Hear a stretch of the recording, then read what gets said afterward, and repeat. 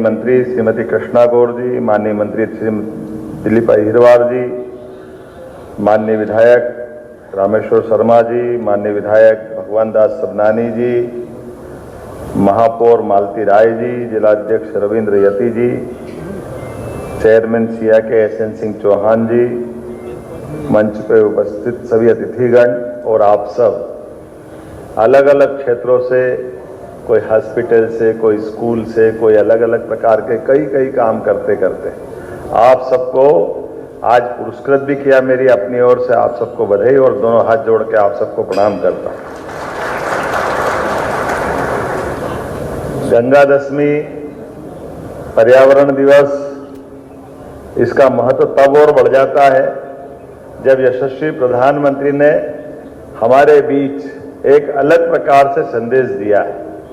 उनने पर्यावरण दिवस से पूरे देश में हमारे अपने अतीत के गौरवशाली पृष्ठ से जोड़ते हुए एक पेड़ मां के नाम का भी अभियान प्रारंभ करने का दिन बताया। मैं माननीय प्रधानमंत्री जी के लिए जोरदार अभिनंदन करें। कितना सरल, कितने महत्व का, और एक पेड़ का क्या महत्व होता है, इसके माध्यम से पूरी प्रकृति में समझने का संदेश हमारे यहाँ अतीत के काल से है। ऐसा कहा जाता है कि एक बावड़ी 10 कुओं के बराबर है और 10 बावड़ी एक तालाब के बराबर है और 10 तालाब एक पुत्र के बराबर है और 100 पुत्र एक हमारे वृक्ष के बराबर है। ये अतीत काल से हमारा ये कितना अलग प्रकार का है संदेश कि हमारे पुत्रों की भी जिस प्रकार से कामना की गई, तो जैसे हमारे वंश वृक्ष में आगे फलने फूलने की कल्पना हम करते हैं, ऐसे प्रकृति के साथ फलने फूलने की, ये प्रकृति जिंदा रहेगी तो हमारी अपने आप अस्तित्व की पहचान हो जाएगी। और इसीलिए इसके कितने उदाहरण भरे पड़े हैं। मैं बोलने के लिए काफी बातें बोल सकता हूं, लेकिन हम सब जानते हैं आज के इस दौर में हमारे उस प्राचीन ज्ञान को पुनर्स्थापित करने का एक तरह से ये वापस समय आया है। जब हम रिसाइकल पे जाने की बात करेंगे, रीयूज पे जाने की बात करेंगे, तो कैसा समय आया है अपने आप। उसी प्रकार से जब न्यूनतम संसाधनों के आधार पर हम अपना बेहतर जीवन जी सकते हैं, और कितने प्रकार के उदाहरण भरे पड़े। हम कल्पना करें 19वीं शताब्दी का रॉयल सोसाइटी के बीच, विद्वानों के बीच कोई बात रखो तो दुनिया मानती थी। अंग्रेजों के समय एक पद्धति प्रारंभ हो गई, पौधों में प्राण होते हैं, ये दुनिया मानती नहीं थी, लेकिन हमारी तो परमात्मा की दया से अलग प्रकार की सोच थी। जब जगदीश चंद्र बसु ने इस बात को रखा तो रॉयल सोसाइटी लंदन में उनने अपना इस प्रदर्शन में भाग लिया और भाग लेकर के सबके सामने पौधों को उन्होंने अपने प्रकार से एस्ट्रोग्राफ करके यंत्र है जिसके माध्यम से पौधों में प्राण होते हैं, वो सिद्ध करके जब बताया तो उनको हाथों हाथ ले लिया, तालियां बजा करके उनका अभिनंदन किया, लंदन भर में स्वागत सत्कार आयोजित किए। पत्रकारों ने उनसे पूछा कि आपने कितना बड़ा काम किया है, ये दुनिया में पहली बार ध्यान में आया और आपका यहाँ कितना सम्मान हुआ। उनने सबको धन्यवाद कहा। उन्होंने कहा आपका भारत में भी बहुत, पूरे देश में सम्मान होगा। बोले मेरे भारत में सम्मान नहीं होगा। तो उन्होंने कहा क्यों, भारत वाले नहीं समझते इस बात को? बोले नहीं, ये बात तो सही है कि वो भारत वालों के लिए अलग प्रकार की दृष्टि है। हमारे गांव से गांव में अनपढ़ से अनपढ़ आदमी को मालूम है कि पौधे में प्राण होता है, तो आपको नहीं मालूम था, आपको बताने आया हूं। ये प्रकृति का रहस्य, ज्ञान का नीचे तक की जड़ों की गहराई अतीत के काल से, ये हमारे उस दौर की याद दिलाती, जिसके आधार पर आज हमारे उसी वैज्ञानिक जी के माध्यम से, जगदीश चंद्र बसु वो महान वैज्ञानिक जिन्हें रेडियो तरंगों के बारे में भी बात कही कि रेडियो तरंगे के आधार पर वो द्रव्य में, प्रकाश में, सभी प्रकार गैस में, सभी दूर से तरंगे निकल सकती है। सेमीकंडक्टर में क्या है, यही तो है, इसके बाहर क्या है? तो ये तब कह रहे हैं आज से 150 साल पहले, उस दौर में भी। और इसीलिए उनने दूसरा एक और पुरस्कार मिलना था उनको, कायदे से नोबेल पुरस्कार, लेकिन उन्हें नोबेल पुरस्कार अपने को लेने के बाद मार्कोस को दिलवा दिया कि भैया तुम देखो तेरे रेडियो का बेतार के तार का पुरस्कार किसी को मिला है, तो वो अपने ज्ञान के आधार पर, कि केवल आपके सर्टिफिकेट से बात नहीं बनती, ये जो हमारी प्राचीन मान्यताएं हैं उन मान्यताओं की सिद्धि हो रही है और आप ताली बजा के माला पहन लो, हम अपने आप खुश हो जाएंगे। हमारे लिए ये जो प्राचीन काल से ये जो महत्ता है, इसी महत्ता के आधार पर यद पिंडो तत् ब्रह्मांडो, ये हमारे यहाँ वेद वाक्य में कहा गया कि जैसा हमारा अगर ब्रह्मांड को समझने की इच्छा है तो जैसा हमारा पिंड है, हम उस पिंड को देखें तो ब्रह्मांड अपने आप समझ में आ जाएगा। इसीलिए उसके उदाहरण भी कितने भरे पड़े। हम अपने यशोदा मैया का उदाहरण देखो, जब कान्हा का मुंह खुलवाती है तो उनको ब्रह्मांड के दर्शन हो जाते हैं। हमारे लिए वो ब्रह्मांड के दर्शन का दृश्य ऐसा लगता है कि कन्हैया के माध्यम से माता यशोदा ने क्या देखा होगा। लेकिन आज भी आप अपने शरीर के अंदर से देख लो, हमारे आपकी बॉडी स्ट्रक्चर में देख लो, हमारे प्राण को देखोगे तो दुनिया के दृष्टि से तो एक ही प्राण है, लेकिन पतंजलि ने 5 प्राण बताए कि नहीं बताए? हमारे 5 प्राण शरीर में है। हमारे पंडित जी कोई भी भोजन कराएंगे तो वो व्यानासा, प्राणासा, उदानासा, समानासा जो बताते हैं, ये कहाँ कहाँ जा रहा है? एक प्राण हृदय में है, दूसरा प्राण हृदय से लेकर के यहाँ नाभि तक का है, तीसरा प्राण हमारा कंठ से लेकर के सिर तक का है। अब वेंटिलेटर पे सिद्ध हो रहा है, ब्रेन गया पूरा शरीर चल रहा है। ये ब्रेन का क्या है? ये प्राण तो है। हार्ट गया ब्रेन चल रहा, बाकी शरीर चल रहा, ये प्राण तो है।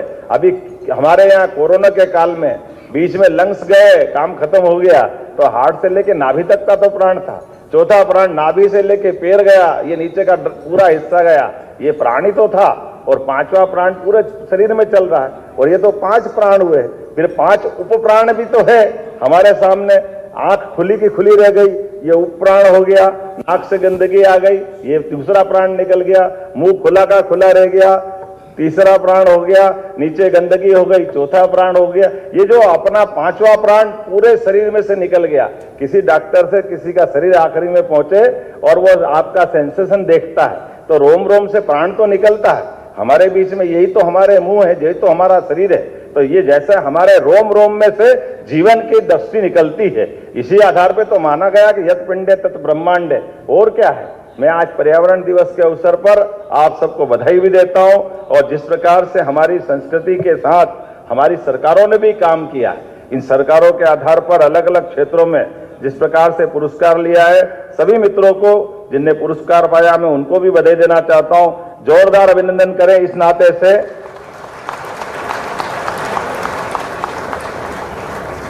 जब हम अपने उस हजारों साल की परंपरा के आधार पर जीवन पद्धति की बात करते हैं, लेकिन वो पुनर्स्थापित पद्धति हो रही है। हम तो पहले ही प्लास्टिक की मना करते थे, अब दुनिया कह रही है पहले लाओ और फिर बाद में हटाओ। ये जो संस्कार है बड़ा मुश्किल जाता है, लेकिन कोई बात नहीं। हमारी प्रकृति के साथ जीने की इन पद्धतियों के आधार पर आज जब हम आगे बढ़ रहे हैं तो रिड्यूस, रीयूज, रिसाइकल, ये हजारों साल से हमारी जो पुरानी जीवन पद्धति थी, उसी आधार पर जब हमने अपने नेट जीरो एमिनेशन की लक्ष्य रखा है, जिस आधार पर हम आगे जाकर के हमारी ऊर्जा क्षमता के लिए भी 2030 तक 500 गीगावाट तक बढ़ाने की बात कर रहे हैं। अब हमारी एनर्जी के लिए भी कितनी अच्छी बात आ गई कि पहले केवल बिजली बनाओ, और अब बिजली बनाओ तो बिजली कौन सी बनाओ, बिजली बनाओ तो बिजली चलाओ कैसे। अब मैं इन सारी बातों को विस्तार से तो नहीं कहूँगा, क्योंकि मैं आज यहाँ के बाद उज्जैन के कार्यक्रम में जाने वाला हूँ। और खास करके जलगंगा संरक्षण के आधार पर आज से 18 साल पहले माननीय अध्यक्ष जी हमने अपने छिपरा जी को लेकर के एक अभियान की संकल्पना इसी प्रकार से की थी, पर्यावरण बचाने को लेकर। कितना हमारी सरकार के द्वारा किया गया थोड़ा यूनिक अलग प्रकार का प्रयोग भी बताना चाहूँगा। छिपरा जी के आधार पर लोग दुनिया दर्शन करने, स्नान करने के लिए हजारों साल से सिंहस्थ में आती है, लेकिन धीरे धीरे क्या हुआ, समय के साथ प्रकृति के, पेड़ पौधों के, हमारे मालवा के, आबो हवा के सबके परिणाम दुष्परिणाम में जब बदले कि जब हमारी जीवन पद्धति से पेड़ चले गए, कई कारण से हमारे लिए नुकसान हुआ, तो छिपरा जी की धारा जो बहुत अच्छी गति से आती थी, वो छिपरा जी की धारा में जल नहीं रहा। इसका दुष्परिणाम क्या हुआ कि बाकी समय तो धका लें कुछ काम, लेकिन सिमस जब गर्मी में आता है तो 80 के बाद से हमारी आदत पड़ गई कि हमने पहले शुरुआत की कि पहले पास में 20 किलोमीटर दूर नदी गंभीर थी, उस गंभीर के जल को डाल करके हमने स्नान कराया। अब कोई बात नहीं, 80 में वो डैम बना, 80 के बाद 92 में पटवा जी ने नरसिम्हा राव जी के माध्यम से गंभीर नदी के माध्यम से उज्जैन की जल आपूर्ति की। बाद में 2004 तक आते आते तो हमने काम चलाया, लेकिन 2000 तक गंभीर का भी मामला उतनी पूर्ति करने वाला नहीं। तो फिर बात चली कि नर्मदा जी को लाना चाहिए। हमारे एक बड़े पुराने सीएम साहब ने हमें मजाक बनाया था कि छिपरा जी नर्मदा मिल नहीं सकती है, लेकिन हमारे वैज्ञानिकों का और बाकी सब कारण से जल का उपयोग करने का, नर्मदा वैली का जो अलग अलग प्रोजेक्ट है उसका लाभ मिला कि अब नर्मदा जी चल करके पूरे मालवा और निमाड़ में सब दूर जल राशि पहुंचा रही। ये अलग बात है कि पर्यावरण दिवस पर मैं बात कर रहा हूं तो ये अपने लिए दो तरह के मत भी आते हैं कि ये हमारी भौतिक उपयोग और उपभोग करने की दृष्टि है। इस दृष्टि के परिणाम भी है, दुष्परिणाम भी है। लेकिन आज के संसार में इन व्यवस्थाओं को चलाने के लिए जब डैम बनाए जाते हैं तो डैम बनाने से हमारे जीवन में बदलाव भी आता है। कहाँ 7 लाख हेक्टेयर का हमारा सिंचाई का क्षेत्र 2002-03 तक था, आज की स्थिति में है जब हम आपसे मैं बात कर रहा हूं तो 55 लाख हेक्टेयर का इरिगेटेड एरिया हमारे यहाँ मध्य प्रदेश में बना। सिंचाई क्षमता 55 लाख हेक्टेयर की बनी और उससे आगे बढ़कर के विश्व का पहला नदी जोड़ो अभियान, जिसके आधार पर एक नदी में सूखा है और एक नदी में बाढ़ आ रही, तो केवल लिंक जोड़ दो तो यह दोनों नदियों में पानी जा सकता है। ऐसे में जल भंडारण की क्षमता भी बढ़ती है, लोगों की जिंदगी भी बदलती है। मैं इस मामले में बताना चाहूंगा, हमारे माननीय सांसद जी यहाँ मौजूद हैं, जिनके माध्यम से केन बेतवा का बुंदेलखंड का यह हमारा विश्व का पहला प्रोजेक्ट बना, जिस आधार पर मोदी जी ने स्वयं ने उसका भूमि पूजन किया। तीसरा प्रोजेक्ट पार्वती काली सिंह चंबल का है, जिसके आधार पर हमारे राजस्थान कितने सालों से प्यासा था और पानी को लेकर ऐसी लड़ाई हो रही दोनों राज्यों के बीच, हाई कोर्ट, सुप्रीम कोर्ट, सब जैसे भारत पाकिस्तान की लड़ाई हो रही। 30 साल हो गए मुकदमा चलते चलते। यही मिनटों हाल इस बात का गवाह है। हमने बुलाया राजस्थान के मुख्यमंत्री माननीय भजन लाल जी को, आओ भजन लाल जी, कोई जरूरत नहीं है दोनों राज्यों के बीच पानी के मामले में बंटवारा के झगड़ा करने की। अरे राजस्थान 2 बूंद ज्यादा पानी ले लेगा, थोड़ा हमको कम मिल जाएगा, हमको ज्यादा मिल जाएगा। नदियों का मायका है मध्य प्रदेश, हमको तो सबको जल देना चाहिए कि नहीं देना चाहिए। हमारे यहाँ तो आखिरी समय में युद्ध हो रहा, आमने सामने का भारी युद्ध, भीषण युद्ध, और युद्ध में सामने वाला दुश्मन भी परास्त हो जाए और वो पानी मांगे तो पानी दे के जीवन धन्य होता है। हम तो उतनी उदार संस्कृति के लोग हैं, कहाँ लड़ाई झगड़ा करेंगे, किस बात के लिए लड़ाई झगड़ा करेंगे। हमने कहा इसकी जरूरत नहीं है, आइए हम आप मिलकर इस बात का रास्ता निकालते हैं। और माननीय प्रधानमंत्री जी के लिए जोरदार अभिनंदन करो, श्रीमान नरेंद्र मोदी जी के। उन्होंने दोनों बार आकर के समय भी दिया और समय नहीं दिया। 1,70,000 करोड़ की परियोजना के लिए दोनों राज्यों को केवल 5-5 गंगा के लिए हिमालय पर हिम ग्लेशियर है, हिमखंड है, बर्फों की शिलाएं जिसके माध्यम से गंगा का प्रवाह आता है, भागीरथी, ऐसे जमुना का प्रवाह भी उससे आता है, अलकनंदा का भी। लेकिन मध्य प्रदेश में तो कहीं बर्फ नहीं है, मध्य प्रदेश में तो कोई हिमखंड नहीं, कोई ग्लेशियर नहीं है। लेकिन नर्मदा का जल प्रवाह अमरकंटक से प्रारंभ होकर के न केवल मध्य प्रदेश का पूरा निमाड़ और मालवा, बल्कि उसकी धारा से पूरा गुजरात और राजस्थान तक हम अपनी जल राशि नहीं, जल जीवन पहुंचाते हैं। एक तरह जल ही जीवन मान के चलें। और केवल वो नहीं, ये हमारी पार्वती काली सिंह चंबल योजना का हिसाब अगर इसको भी मान लें तो इसके माध्यम से ये आगे जाकर चंबल मिलती जमुना में, जमुना जाती गंगा बेसिन में। इसी प्रकार से केन बेतवा का पूरा हिस्सा, कौन सा राज्य जो हमसे लाभान्वित नहीं हो रहा है। सोन नदी छत्तीसगढ़ से लगा करके आगे हमारे बिहार से होती हुई पुनः गंगा की धारा को समृद्ध करती। एक तरफ से अगर लाइन देखो तो पूरे देश में बड़े पैमाने पर जितनी नदियां अगर प्रभावित हो रही है और बड़े पैमाने पर जल राशि कहीं से जा रही है, तो हमें गर्व है वो मध्य प्रदेश का अपने हिस्सा है, जिसके आधार पर हम अपने इस पूरे भारत की प्रकृति को, भारत की समृद्धि को हम एक तरह से पुनः जीवन देने का प्रयास कर रहे हैं। आज के इस अवसर पर मेरी अपनी ओर से पुनः आपका वंदन, अभिनंदन, बहुत बहुत धन्यवाद। भारत माता की।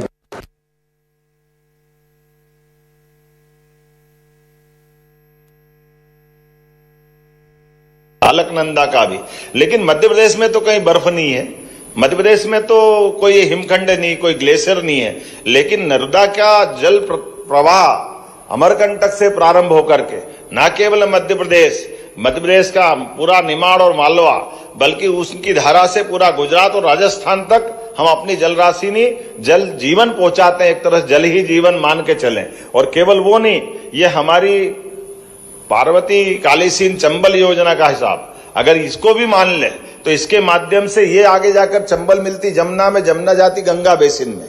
इसी प्रकार से केन बेतवा का पूरा हिस्सा, कौन सा राज्य जो हमसे लाभान्वित नहीं हो रहा है। सोन नदी छत्तीसगढ़ से लगा करके आगे हमारे बिहार से होती हुई पुनः गंगा की धारा को समृद्ध करती है। एक तरफ से अगर लाइन देखो तो पूरे देश में बड़े पैमाने पर जितनी नदियां अगर प्रवाहित हो रही है और बड़े पैमाने पर जल राशि कहीं से जा रही है, तो हमें गर्व है वो मध्य प्रदेश का अपने हिस्सा है, जिसके आधार पर हम अपने इस पूरे भारत की प्रकृति को, भारत की समृद्धि को हम एक तरह से पुनः जीवन देने का प्रयास कर रहे हैं। आज के इस अवसर पर मेरी अपनी ओर से पुनः आपका वंदन, अभिनंदन, बहुत बहुत धन्यवाद। भारत माता की जय।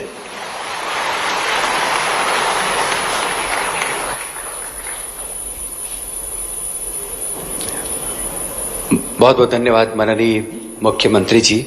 बहुत ही प्रेरक उद्बोधन और नई उम्मीदें जगाता हुआ उनका अपना ये वक्तव्य।